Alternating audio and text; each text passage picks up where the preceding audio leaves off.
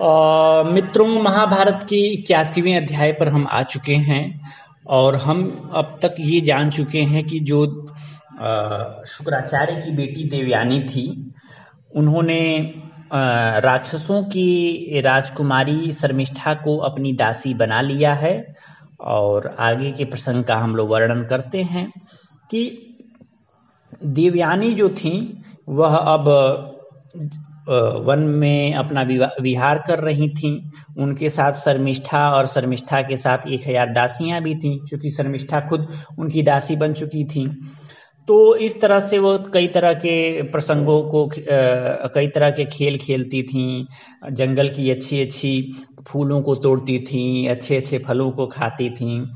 तो संजोग से उसी वन में फिर से एक बार नहुष के लड़के राजा ययाति शिकार खेलने के लिए आए और वह बहुत ज़्यादा थक गए थे परिश्रम करने के कारण, और वो फिर जल पीना चाह रहे थे। तो उन्होंने क्या किया कि देवयानी, शर्मिष्ठा और वहाँ मौजूद हजारों लड़कियों को देखा जो कि कुंवारी कन्याएं थीं। अब उनको देख करके राजा जन्मेजय ये राजा ययाति पहुँचे और बोले कि हे कुंवारी कन्याओं, मैं जानना चाहता हूं कि आप लोग कौन हैं और आप दोनों अपना परिचय दीजिए। तो देवयानी बोली कि महाराज, मैं अपना परिचय खुद देती हूँ। मैं असुरों के सुप्रसिद्ध गुरु शुक्राचार्य की बेटी हूँ, और यह जो दूसरी कन्या है यह दानवराज वृषपर्वा की बेटी शर्मिष्ठा है। यह मेरी मित्र भी है और मेरी दासी भी है। मेरा विवाह जहाँ होगा वहाँ यह भी जाएगी मेरी दासी बन करके। राजा ययाति बोले कि अरे, इतनी खूबसूरत और असुर की कन्या शर्मिष्ठा तुम्हारी दासी कैसे हो गई, ये मैं जानना चाहता हूँ। तो देवयानी ने कहा कि ये सब तो भाग्य का, विधि का विधान है, तो आप इन घटनाओं के प्रसंग में मत जाइए कि क्या हुआ कैसे हुआ। आप राजा हैं और संस्कृत भाषा भी बोल रहे हैं, कृपया अपने कुल खानदान वगैरह का परिचय दीजिए। तो ययाति ने कहा कि मैं राजा नहुष हूँ और नहुष का लड़का हूँ, और मैं इस समय खुद राजा हूँ। मेरा नाम ययाति है और मैं बहुत विद्वान भी हूँ, ब्रह्मचर्य का पालन भी करता हूँ, सारे वेद शास्त्रों को भी मैंने पढ़ रखा है। तो देवयानी ने कहा कि आप इस वन में क्यों आए हैं? क्या आप पानी पीने आए हैं या कमल के फूल तोड़ने आए हैं या शिकार करने आए हैं? तो ययाति ने कहा कि मैं आया तो शिकार करने था, मैं थक गया हूँ, पानी पीना चाहता हूँ, अब आज्ञा दीजिए। तब देवयानी ने कहा कि महाराज, मैं आपको अपने पति के रूप में वर्णन करना चाहती हूँ, और मेरे साथ ये जो 2000 कन्याएं हैं और मेरी सेविका शर्मिष्ठा है, यह भी आप ही के अधीन हो जाएंगी आज से। तो ययाति बोले कि मैं आपके योग्य नहीं हूँ, क्योंकि मैं क्षत्रिय हूँ और आपके पिताजी ब्राह्मण हैं। तो देवयानी ने कहा कि अरे, क्षत्रिय ब्राह्मण में बहुत कुछ रखा है नहीं, और आप राजर्षि के पुत्र हैं, स्वयं राजर्षि हैं। ब्राह्मण से क्षत्रिय जाति और क्षत्रिय से जाति ब्राह्मण जाति मिली हुई है, क्योंकि उन्हीं मनु से ब्राह्मण भी उत्पन्न हुए हैं और उन्हीं मनु से ये सूर्य वंश भी चला है, यानी क्षत्रिय भी उत्पन्न हुए हैं। तो ब्राह्मण, क्षत्रिय, वैश्य, शूद्र सब एक ही है महाराज। जब सब एक ही मनु से उत्पन्न हुए हैं तो बहुत डिफरेंस करने की जरूरत है नहीं, इसीलिए आप मुझसे विवाह करने में संकोच मत करिए। तो ययाति बोले कि हाँ, बात तो सही है कि एक ही परमात्मा की चारों संतानें हैं, लेकिन चारों का धर्म अलग है, चारों के कर्तव्य अलग अलग हैं, और उन सब में ब्राह्मण श्रेष्ठ होता है। तो देवयानी ने कहा कि हे नहुष के लड़के ययाति, नारी के लिए शादी करना एक धर्म है, और तुमसे पहले किसी पुरुष ने मेरा हाथ नहीं पकड़ा था, सबसे पहले आप ही ने मेरा दाहिना हाथ पकड़ा था, इसीलिए मैं आप ही को अपना पति बनाना चाहती हूँ। मैं मन को वश में रखने वाली स्त्री हूँ, लेकिन जब आपने मेरा हाथ छू लिया है तो अब दूसरे पुरुष से मैं शादी कैसे करूँगी? अब तो मैं शादी आप ही से करूँगी। तो ययाति बोले कि महाराज, हे देवी, होशियार आदमी जानता है कि क्रोध से भरा जो ब्राह्मण है वो विषधर सांप से भी ज़्यादा खतरनाक है और जलती अग्नि से भी ज़्यादा भयंकर है। तो देवयानी बोली कि अरे, आपने ब्राह्मणों के लिए इतनी कठोर बात कैसे कह दी? तो ययाति बोले कि महाराज, हे कन्ये, सर्प एक आदमी को काट लेगा, शस्त्र से एक आदमी को मार सकते हैं, लेकिन अगर ब्राह्मण क्रोध में भरा हो तो वो संपूर्ण राष्ट्र और नगर का विनाश करने में सक्षम है। इसीलिए मैं ब्राह्मणों को सबसे ज़्यादा वो मानता हूँ, भयंकर आदमी मानता हूँ। तो जब तक आपके पिताजी अपनी मर्जी से हमको आपके हवाले न कर दें, मैं आपसे शादी नहीं करूँगा। तो देवयानी ने कहा कि मैंने तो आपको अपना पति मान लिया है, और अगर आप ये कहते हैं कि मेरे पिता जब देंगे तब आप मुझसे विवाह करेंगे, और आप खुद डर रहे हैं कि आप खुद शुक्राचार्य से जाकर के मेरा हाथ नहीं मांगेंगे, तो इसीलिए आप 2 घड़ी रुक जाइए। मैं अपने पिताजी के पास संदेश भिजवा देती हूँ। अगर मेरे पिताजी आपको दे देंगे तब तो आप मुझे अपनी पत्नी कबूल करेंगे ना। तो ऐसा कह करके देवयानी ने एक नौकरानी को कहा कि मेरे पिताजी को संदेश भेज दो। उस नौकरानी ने शुक्राचार्य को सारी बातें बता दी। शुक्राचार्य ये सारी बातें सुन के स्वयं आए। राजा ययाति ने उनको प्रणाम किया। देवयानी बोली कि हे पिताजी, ये नहुष के लड़के राजा ययाति हैं, इन्होंने ही मुझे उस कुएं से बाहर निकाला था। मैं आपको नमस्कार करती हूँ, और मैं इन्हीं को केवल अपना पति बनाऊंगी, और पूरे संसार में चाहे दूसरा कोई भी आदमी खड़ा कर दीजिए, उसको मैं अपना पति नहीं बनाऊंगी। तो शुक्राचार्य ने कहा कि हे नहुष के लड़के ययाति, मेरी बेटी ने तुमको अपना पति बना लिया है, इसीलिए मैं अपनी कन्या तुम्हें दान करता हूँ, इस कन्या को तुम अपनी पटरानी बना लो। तो ययाति ने कहा कि महाराज, मैं आपसे ये वर मांगता हूँ कि ये विवाह करने पर तो वर्ण संकरता आएगी, क्योंकि मैं क्षत्रिय हूँ और ये ब्राह्मण हैं। तो मैं आपसे वरदान मांगता हूँ कि ये वर्ण संकरता न आए। तो शुक्राचार्य बोले कि हे राजन, ऐसा कोई पाप तुमको नहीं लगेगा, मैं तुमको इस अधर्म से मुक्त करता हूँ, और भी कोई इच्छा हो तो तुम वर मांग लो। तुमको इस विवाह को लेकर के मन में ग्लानि नहीं करना चाहिए। तुम मेरी बेटी को अपनी पत्नी बनाओ और सुख का उपभोग करो। और उसके साथ साथ ये विश्वपर्वा की बेटी शर्मिष्ठा है, यह भी तुमको समर्पित करता हूँ, इसका भी तुम आदर सत्कार करना, लेकिन कभी भी इसे अपनी सेज पर मत बुलाना, बिस्तर पर मत बुला लेना, तुम्हारा कल्याण हो। और तुमको वार्निंग दे देते हैं कि एक शर्मिष्ठा के साथ एकांत में कभी बातचीत न करना, न ही शर्मिष्ठा के शरीर को एकांत में छूना, ठीक है। और तुम शर्मिष्ठा को भी अपनी पत्नी बनाओ, मतलब शर्मिष्ठा भी तुम्हारे अधीन ही है, मेरी बेटी को पत्नी के रूप में स्वीकार करो। तो शुक्राचार्य के ऐसा कहने पर ययाति ने शुक्राचार्य की बेटी से देवयानी से विवाह कर लिया, और देवयानी के साथ साथ शर्मिष्ठा और 2000 जो अन्य दासी कन्याएं थी वह भी राजा ययाति के साथ उनके राजधानी चली गई। इस प्रकार 81वां 81 चैप्टर समाप्त होता है। हम लोग 82 चैप्टर यानी 82वें अध्याय की ओर आगे बढ़ते हैं। इस अध्याय में ये होता है कि जो ययाति हैं वह क्या करते हैं कि देवयानी को तो अपने महल में स्थान देते हैं, लेकिन देवयानी की ही अनुमति लेकर के अशोक वाटिका में एक महल बनवाते हैं, और उस महल में राक्षस राज विश्वपर्वा की पुत्री शर्मिष्ठा और उनकी दासियों को ठहरा देते हैं, और वहीं उनके अन्न जल की व्यवस्था करते रहते हैं। अब जब देवयानी थी वह जब आती थी अशोक वाटिका में घूमने के लिए, तो शर्मिष्ठा को भी बुला लाती थी, और वहीं राजा के साथ अपना घूमती उमती थी, आनंद करती थी। तो इस तरह बहुत वर्षों तक देवयानी सुख का उपभोग करती रही राजा ययाति के साथ। और जब ऋतुकाल आया, मतलब जब उनका मन हुआ कि हमें संतान उत्पन्न करना चाहिए, तो देवयानी ने संतान उत्पन्न किया, अपने बड़े बेटे को उत्पन्न किया। अब इस तरह से 1000 साल बीत चुका था, और विश्वपर्वा जो शर्मिष्ठा थी वह बहुत चिंता में थी कि भाई मेरा यौवन नष्ट हो रहा है। तो शर्मिष्ठा दर्पण में अपना मुख देख रही थी, और उसके मन में भी पति दर्शन की लालसा थी, और वह अशोक वृक्ष से कह रही है कि हे अशोक वृक्ष, मुझे मेरे प्रियतम का दर्शन कराओ और मुझे शोक रहित करो, क्योंकि मैं भी युवा अवस्था में हूँ, लेकिन मेरा कोई पति नहीं है, कैसी परिस्थिति है, मैं क्या करूं। देवयानी तो पुत्रवती हो गई, लेकिन मेरी जवानी व्यर्थ जा रही है। क्यों ना मैं भी महाराजा ययाति को ही अपना पति बना लूं, मेरे याचना करने पर वह मुझे भी पुत्रवती कर सकते हैं, क्या वह राजा एकांत में मुझे दर्शन देंगे। इस प्रकार वह जब अशोक वृक्ष से प्रार्थनाएं कर रही थी, संयोग से राजा ययाति महल से निकले और अशोक वाटिका के सामने शर्मिष्ठा को देख करके ठहर गए। अब जब शर्मिष्ठा ने राजा को अकेले देखा तो राजा को बुलाई और हाथ जोड़ करके राजा से कहा कि हे राजन, आपके महल में कोई अन्य पुरुष दृष्टि किसी औरत की ओर दृष्टि कैसे डाल सकता है? ये तो आप जानते हैं, वह इंद्र भी हो तब भी आपके महल में दृष्टि नहीं डाल सकते। इसीलिए मैं प्रार्थना आपसे करती हूँ कि आप मुझे ऋतुदान दीजिए, मतलब कि मेरे साथ संभोग करिए।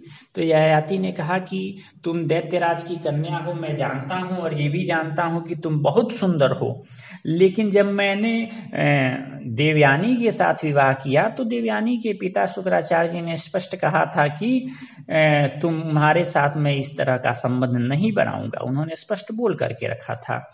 तो शर्मिष्ठा ने कहा कि महाराज, बात तो आपकी जायज है, लेकिन शास्त्र ये भी कहता है कि अगर झूठ आप बोलेंगे तो आपका नाश हो जाएगा। तो ययाति ने कहा, बात तो सही है कि झूठ बोलने का नाश हो जाएगा, लेकिन मैं झूठ कहाँ बोल रहा हूँ। तो शर्मिष्ठा ने कहा कि आप झूठ इस तरह से बोल रहे हैं कि पति और सखी का पति, अपना पति और सखी का पति दोनों बराबर माने जाते हैं। तो जब हम तो दासी और सखी दोनों हैं, तो जब मेरी सखी और मेरी महारानी देवयानी ने आपको अपना पति बना लिया है और हम लोग भी आपके यहाँ आए हैं, तो हम भी आप ही को अपना पति बना चुके हैं। और शुक्राचार्य जी ने देवयानी के साथ साथ मुझे भी आपको समर्पित किया था कि मेरा भी पालन पोषण करें, तो आप उनके वचन को क्यों झूठा कर रहे हैं? आपने तो अपने नगरवासियों को ये भी बोला था कि जिसकी जो इच्छा होगी उस आदमी को आप मुंहमांगी वस्तुएं देंगे। जब नगर में आपने तीनों समय ऐसी दान की घोषणा कर रखी है, तो मेरी प्रार्थना क्यों ठुकरा रहे हैं? तो आप झूठे तो हो ही गए। आप अपनी बात को सत्य करिए और मुझे पुत्रवती करिए। तो ययाति बोले कि मैंने ये बोला तो था कि याचकों को जो चाहिए वो मैं दे दूंगा, तो तुम भी अपनी बात बोलो, तुमको क्या चाहिए, मैं तुम्हारे लिए क्या करूं? तो शर्मिष्ठा ने कहा कि महाराज, मैं चाहती हूँ कि आप मुझे संतानवती बताइए, मतलब मुझसे पुत्र उत्पन्न करिए। 3 लोगों के धन का अधिकार उसका नहीं होता, यानी पत्नी का अगर कोई धन हो तो उस पर पति की ही मलकियत होती है, अगर नौकर का धन हो तो उस पर मालिक की ही मलकियत मानी जाती है, और लड़के का अगर धन हो तो उस पर भी उसके लड़के के बाप की ही मालकियत मानी जाती है। तो मैं देवयानी की सेविका हूँ और देवयानी आपकी पत्नी है, तो मैं भी तो आप ही की सेविका हुई ना, तो आप मेरा उपभोग कर सकते हैं। इसीलिए हे राजन, आप मेरे साथ संबंध बनाइए। तो शर्मिष्ठा के ऐसा कहने पर राजा ने शर्मिष्ठा की बातों को समझा और उन्होंने शर्मिष्ठा को अपनी भार्या के रूप में स्वीकार करके शर्मिष्ठा के साथ शर्मिष्ठा के साथ संभोग किया। अब शर्मिष्ठा ने भी राजा ययाति से गर्भ धारण कर लिया और समय आने पर शर्मिष्ठा ने एक बहुत सुंदर बालक को जन्म भी दिया। इस प्रकार से महाभारत का ये 82वां अध्याय समाप्त होता है। 83वें अध्याय की शुरुआत ये होती है कि जब देवयानी ने सुना कि शर्मिष्ठा का लड़का हुआ तो बहुत ही दुखित और चिंतित हुई कि ऐसा कैसे हो सकता है। वह शर्मिष्ठा के पास बोली और बोली कि हे शर्मिष्ठा, तुमने ये काम भाव में आकर के ये कैसा पाप कर डाला? तुमने ये बच्चा कैसे पैदा कर लिया? तो शर्मिष्ठा ने कहा कि एक महात्मा ऋषि आए थे जो कि बहुत बड़े वेदों के ज्ञानी आदमी थे, और उन्हीं ऋषि से मैंने कहा कि भाई हमको संतान चाहिए, तो उन्हीं ऋषि से मैंने समागम किया और संतान उत्पन्न हुई। ये मैं सत्य कहती हूँ। तो यहाँ ये भी ध्यान देना है कि ऋषि जी फल नहीं दिए, ऋषि ने संतान उत्पन्न किया।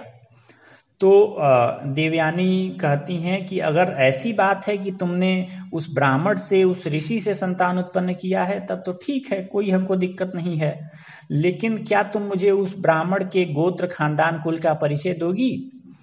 मैं जानना चाहती हूँ। तो शर्मिष्ठा बोली कि अरे वो तो इतने तेजस्वी आदमी थे कि हमको उनसे कुछ पूछने का साहस ही नहीं हुआ। तो देवयानी बोली, अगर ऐसी बात है कि तुम्हारी संतान ब्राह्मण की संतान है, तब तो तुम्हारे ऊपर मेरा कोई क्रोध नहीं है। हम तो डर गए थे मन ही मन कि कहीं ये राजा से नहीं उत्पन्न कर ली हो संतान। तो इस प्रकार बोल करके देवयानी हंसने लगी और देवयानी को लगा कि शर्मिष्ठा उनसे सही बोल रही है, इसलिए वह चुपचाप महल में चली गई। अब राजा ययाति ने देवयानी से 2 पुत्र और उत्पन्न किए, जिनका नाम था यदु और तुर्वसु। वे दोनों पुत्र भी बहुत श्रेष्ठ थे।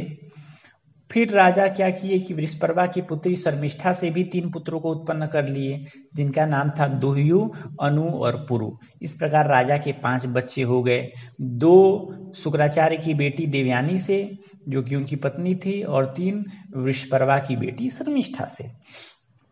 अब एक बार का प्रसंग है कि देवयानी जो थी वह ययाति के साथ वन में गई थी। तो वन में उन्होंने अशोक वाटिका में ही गई थी। तो उन्होंने देखा कि 3 लड़के हैं बहुत सुंदर सुंदर, और वो एकदम खेल रहे हैं आपस में। तो देवयानी उनको देखी तो बोली कि महाराज, ये तो ऐसे चमक रहे हैं जैसे देवताओं के लड़के हों। तो ये कौन है? और इनका रूप और तेज देख करके तो ऐसा लग रहा है जैसे आप ही के लड़के हों। तो राजा से जब राजा से उन्होंने ऐसा पूछा तो राजा ने कुछ नहीं बोला। तो देवयानी ने उन बच्चों से पूछा कि बच्चों, तुम कौन हो, तुम्हारे पिता कौन है, ठीक ठीक बताओ, मैं तुम्हारे पिता का नाम सुनना चाहती हूँ। तो देवयानी के पूछने पर उन बच्चों ने अपनी उंगली का इशारा करके राजा ययाति की ओर दिखाया और बताया कि शर्मिष्ठा उनकी माता हैं। ऐसा कर करके वो राजा के पास आए, लेकिन अब देवयानी सामने थी तो राजा उनको अपनी गोद में नहीं उठाए। तो वे बालक रोने लगे और शर्मिष्ठा के पास चले गए। अब राजा ययाति उनकी बातें सुन करके लज्जित हो गए। अब बोले क्या, उनकी बोली बंद हो गई। अब उन बालकों का जो व्यवहार था और राजा के प्रति प्रेम था, उसे देखकर देवयानी समझ गईं और उन्होंने शर्मिष्ठा से कहा कि अरे दुष्टी, तुम तो कहती थी कि कोई ऋषि आते हैं, और ऐसा कह करके तुम मेरे पति को ही फंसा करके उनसे तुम संतान उत्पन्न करती थी। तुम फिर से अपने राक्षसी स्वभाव पर उतर आई, क्या तुमको मुझसे डर नहीं लगता है? तो शर्मिष्ठा ने कहा कि मैं न्याय और धर्म का आचरण करती हूँ, तो मैं तुमसे क्यों डरूं? जब तुमने पति का वर्ण किया उसी समय मैंने भी ययाति को अपना पति मान लिया। जो सखी का स्वामी होता है वह सखी के अधीन रहने वाली अन्य अविवाहित स्त्रियों का भी धर्मतः पति होता है। तो तुम मेरी पूजनीय हो, लेकिन मैं भी तो जन्मेजय, ये क्या कहा जाता है, ययाति के ही अधीन हुई, क्योंकि मैं तुम्हारी दासी हूँ। तो जन्मेजय मेरे लिए अधिक पूजनीय है, और इसीलिए जब तुम्हारे पिता ने मुझे भी समर्पित कर ही दिया था राजा ययाति के चरणों में, तो मैं भी ययाति को अपना पति और स्वामी मानती हूँ। तो ये सब बातें जब देवयानी ने सुनी तो राजा से कहा कि राजन, अब मैं यहाँ नहीं रहूंगी, तुमने मेरे साथ बहुत गलत किया है, चीटिंग किया है मेरे साथ। यह कर करके देवयानी रोते हुए शुक्राचार्य के यहाँ चल दी। राजा भी पीछे पीछे उनके समझाते हुए गए, लेकिन वह लौटी नहीं। इस तरह से दोनों लोग शुक्राचार्य जी के पास पहुंच गए। अपने पिता को देख करके वह उनके सामने खड़ी हो गई। ययाति ने भी शुक्राचार्य जी को प्रणाम किया। देवयानी ने कहा कि पिताजी, आज अधर्म जीत गया और धर्म हार गया, नीच की उन्नति हुई और उच्च लोगों का नाश हो गया। वह शर्मिष्ठा मुझे लांघ करके आगे बढ़ गई। ययाति से उसने 3 बेटे पैदा कर लिए और मैं 2 ही बेटे पैदा कर पाई हूँ। ये महाराज, आप इनको धर्म के रूप में धर्मज्ञ मानते हैं, इन्होंने मर्यादा का उल्लंघन किया है। मैं आपसे सच्ची सच्ची बातें कहती हूँ। तो शुक्राचार्य ने कहा कि हे राजन, तुम धर्मज्ञ होकर के अधर्म का काम क्यों किए हो? मैं तुमको श्राप देता हूँ कि तुमको बुढ़ापा धर लेगी। तो ययाति बोले कि महाराज, अब इसमें मेरी क्या गलती है? वह खुद मुझसे काम याचना कर रही थी तो मुझे ये करना पड़ा, क्योंकि धर्म कहता है कि अगर कोई स्त्री किसी पुरुष से याचना करती है संभोग के लिए, तो उसकी याचना को अस्वीकार कर देना भ्रूण हत्या के समान ही अपवित्र है। मतलब कि जो न्याय सम्मत कामना से युक्त गम्या स्त्री के साथ एकांत में प्रार्थना करने पर उसके साथ समागम नहीं करता, वह धर्मशास्त्र में विद्वानों द्वारा गर्भ की हत्या करने वाला बताया जाता है। ऐसा उन्होंने कहा कि इसीलिए मुझे समागम करना पड़ा, क्योंकि भाई वह खुद चाह रही थी पुत्र उत्पन्न करना, तो अगर हम उनसे पुत्र की उत्पत्ति न करते तो मुझे पाप लगता। ऐसा उन्होंने अपनी सफाई में सारी बातें कहा। लेकिन शुक्राचार्य ने बोले कि ठीक है, लेकिन तुमको मुझसे इसकी अनुमति लेनी चाहिए थी। तुम बिना अनुमति लिए ऐसा काम कैसे कर सकते थे, जब मैंने तुमको पहले ही मना कर रखा था? तो शुक्राचार्य के श्राप देने से राजा नहुष के बेटे ययाति अपना जवानी त्याग करके तत्काल बूढ़ावस्था में आ गए। ययाति ने कहा, महाराज, मैंने आपकी बेटी देवयानी के साथ बहुत समय बिताया है, लेकिन फिर भी मैं तृप्त नहीं हुआ हूँ। मेरे शरीर में बहुत सारी वासनाएं हैं, इसीलिए मुझे क्षमा करिए और ऐसा आशीर्वाद दीजिए कि ये बुढ़ापा मेरे शरीर में न जाए। तो शुक्राचार्य जी ने कहा कि महाराज, हम तो झूठ नहीं बोलते, तुम बूढ़े तो हो ही गए हो, लेकिन ये सुविधा देता हूँ कि किसी दूसरे की जवानी लेकर के उसके शरीर में अपना बुढ़ापा डाल सकते हो और उसकी जवानी ले सकते हो। तो ययाति ने कहा कि ठीक है ब्राह्मण, जो लड़का मेरा अपनी युवा अवस्था मुझे दे देगा वही पुण्य और कीर्ति का भागी होगा, साथ ही मेरे राज्य का उत्तराधिकारी होगा। आप इस बात को अनुमोदित करिए, मतलब इस बात पर अपनी सहमति दीजिए। तो शुक्राचार्य ने कहा कि ठीक है, मैं तुम्हारे बात की अनुमति देता हूँ कि जो पुत्र तुम्हारी अपनी युवा अवस्था तुम्हें दे करके तुम्हारा बुढ़ापा ले लेगा, वही क्या होगा कि तुम्हारे राज्य का राज्याधिकारी होगा। तुम भक्ति भाव से मेरा स्मरण करते हुए वृद्धावस्था दूसरे के शरीर में संचारित कर सकते हो और उसकी जवानी ले सकते हो। तो ऐसा करोगे तो तुमको ये कर्म करने का पाप भी नहीं लगेगा। इस प्रकार 83वां अध्याय संपूर्ण होता है।